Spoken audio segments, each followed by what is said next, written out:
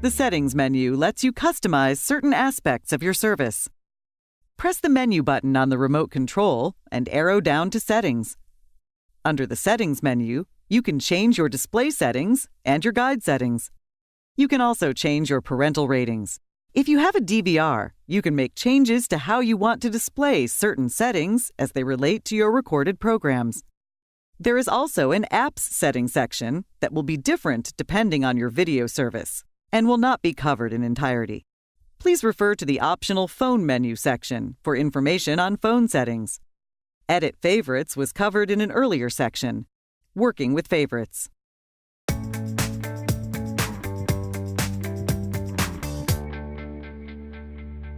If you arrow to the right and highlight Display Settings and press OK, you can change how the set-top box should display specific items. For each option, simply use the arrow buttons to see available choices. You can turn closed captioning on or set to Basic Only or Advanced Only. If you arrow to the right, you can click on the More button for optional closed captioning settings menu.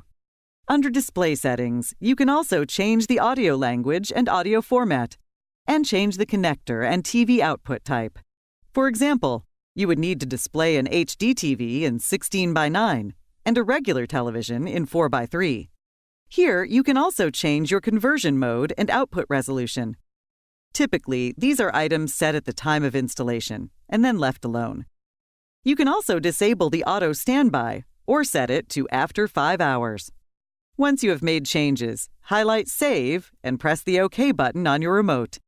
If you are afraid you have made changes that you do not want, you can always exit without saving your changes.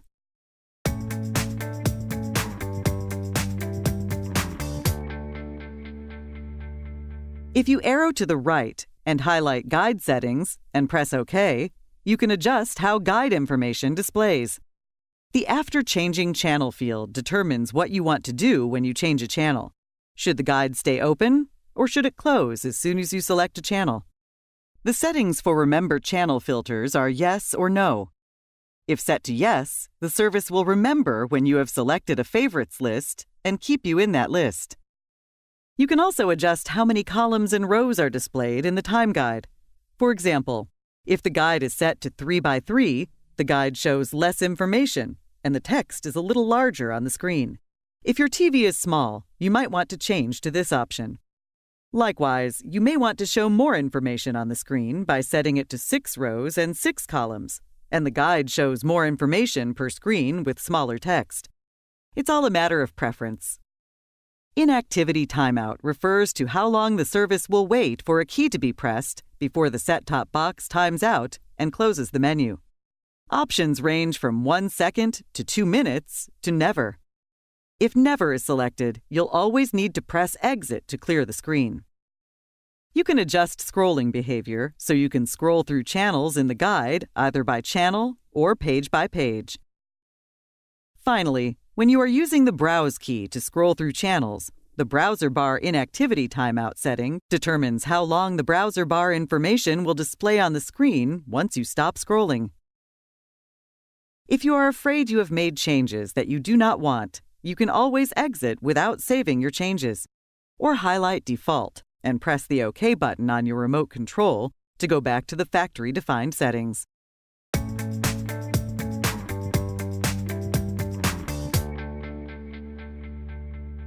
The Settings menu also gives you access to options regarding the recordings on your DVR. From the main menu, highlight Settings, arrow to the right, and select Recording to change settings related to your recorded programs. You can group your titles by program within a specific folder by choosing Yes.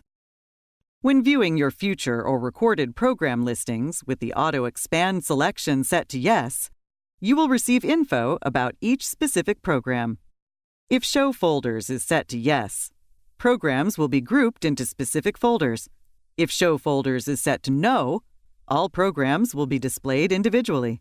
When watching a recorded program or viewing your lists of future and already recorded programs, you can choose how long you want the playback bar to display before automatically closing. If Never is selected, you will need to press Exit for the playback bar to close.